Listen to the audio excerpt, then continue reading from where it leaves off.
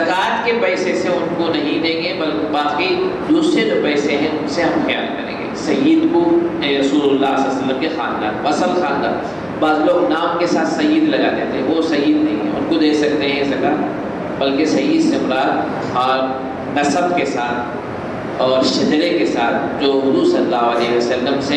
ان کا نسب ملتا ہو، حضرت حسن اور حسین اور حضرت فاطمہ رضی اللہ عنہ کے سلسلے سے رسول اللہ صلی اللہ علیہ وسلم تک سند ملتا ہو، ان کا نسب پہنچتا ہو، وہ اصل سید ہوتے ہیں۔ بعض لوگ پیر کو جب پیدا ہوتے ہیں تو ان کو سید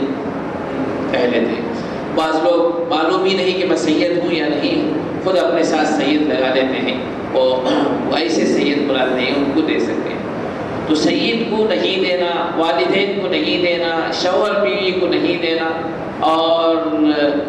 اولاد کو نہیں دینا، زکوٰۃ نہیں دینا، اس کا مطلب یہ ہے کہ زکوٰۃ نہیں دے سکتے بلکہ ان کو دوسرا دینا چاہیے۔ ہم یہ چاہتے ہیں کہ ہمارا فرض بھی ادا ہو جائے اور لوگوں کا حق بھی ادا ہو جائے، رشتہ داروں کو خیال ضرور کرنا پڑتا ہے، اس لیے کیا سوچتے ہیں کہ بیٹا ہے یا نواسا ہے، غریب ہے، اس کو ہم دے دیں گے،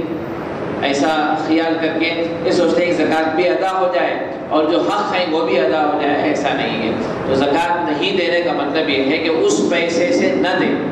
سید تو اس لیے کہ حضور کا خاندان سب سے پاکیزہ خاندان ہے پوری دنیا کے اندر، اس لیے ان کے احترام میں، ادب میں، عظمت میں یہ زکوٰۃ کا جو مال ہے، مال کا میل وہ نہیں دے سکتے، وہ دینا گویا ان کی بے ادبی ہے حضور صلی اللہ علیہ وسلم کی اور حضور صلی اللہ علیہ وسلم کے خاندان کی، اس لیے وہ پیسے ان کو نہیں دے سکتے۔ پاک صاف مال جو زکوٰۃ کا نہ ہو، وہ صدقہ و خیرات کا اور فدیہ اور فطرے کا نہ ہو، یہ پیسے ہم سید کو دیں گے۔ ایسے ہی پیسے ہم اپنے والدین کو دیں گے، اس میں ان کا ادب ہے، ان کا احترام ہے، ان کی عزت ہے، اپنی اولاد کو دیں گے۔ یہ صورتیں ہیں زکوٰۃ نہ دینے کا، زکوٰۃ ان کو نہ دینے کا یہ مطلب ہے کہ اس طرح سے زکوٰۃ ادا کریں گے۔ تو خلاصہ کلام یہ ہے کہ زکوٰۃ کو ہم ایک ثواب اور عبادت اور اللہ کی طرف سے ایک بہت بڑی توفیق سمجھ کر خوش دلی سے ادا کرنے کی کوشش کریں، مجبوراً اور بیزارگی کے ساتھ ادا نہ کریں۔ حدیث میں آتا ہے قیامت کے قریب لوگ زکوٰۃ ادا کریں گے لیکن خوش دلی سے ادا نہیں کریں گے، مجبوراً اور بیزارگی کے ساتھ ادا کریں گے،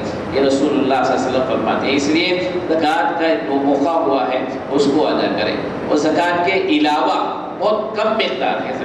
زکوٰۃ کے علاوہ جو اس کو نفلی صدقات اور نفلی خیرات کہتے ہیں، یہ بھی ہم زیادہ سے زیادہ دیں، اور اس میں غریب کا مالدار کا کوئی سوال نہیں ہے، کوئی فرق نہیں ہے۔ غریب سے غریب بھی 1 روپیہ بھی دے کر کے وہ اوپر والا ہاتھ بن سکتا ہے، چاہے وہ دوسرے سے لے لے وہ الگ بات ہے، لیکن خود بھی ادا کرے گا۔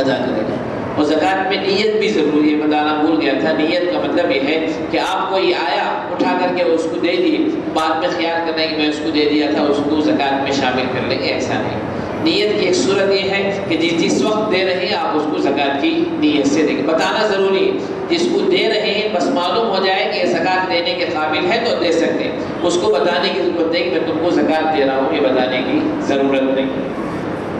تو اس وقت نیت کر سکتے ہیں۔ یا ایک صورت یہ ہے کہ ہم حساب لگا کر کے کچھ پیسے الگ سے اٹھا کر کے رکھ دیں کہ یہ زکوٰۃ کے پیسے، اب آپ اس میں سے جب چاہے دیتے رہیں، ہر وقت اس وقت نیت کرنے کی ضرورت نہیں ہے، پہلے سے نیت کر کے الگ کر کے رکھ دیے ہیں تو جب بھی آئے اس وقت نیت کرنے کی ضرورت نہیں ہے۔ اگر نیت نہیں کیے ہیں تو جس وقت دے رہے ہیں اس وقت زکوٰۃ کی نیت کریں اور حساب لگا کر کے رکھ لیں، بعد میں ہم یہ کر لیں۔ زکوٰۃ فرض ہونے سے پہلے بھی دے سکتے ہیں اور بعد میں بھی دے سکتے ہیں۔ مثال طور پر رمضان میں ہم زکوٰۃ دے رہے ہیں، رمضان سے پہلے کوئی صاحب آئے، ان کو کسی ضرورت پڑی، اب ہم رمضان میں ادا کرنے کا زکوٰۃ تب بھی دے سکتے ہیں۔ رمضان میں کسی وجہ سے جو ادا کرتے تھے ادا کرنے کا موقع نہیں ہوا، بعد میں موقع ہوا تو پورے سال تک بھی زکوٰۃ ادا کر سکتے ہیں، یعنی پہلے دینا بھی جائز ہے اور دیر کر کے دینا بھی جائز ہے، لیکن بہتر یہ ہے کہ سب سے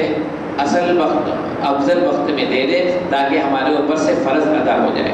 ایک اور مسئلہ یہ ہے کہ زکوٰۃ جو ہم واجب ہوتا ہے ہر آدمی پر الگ الگ،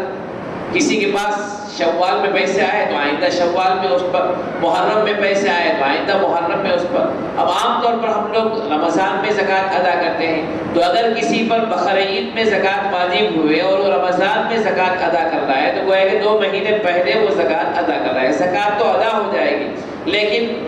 جس وقت آپ پر فرض ہوتا ہے اس وقت ہم کو حساب کرنا ہے۔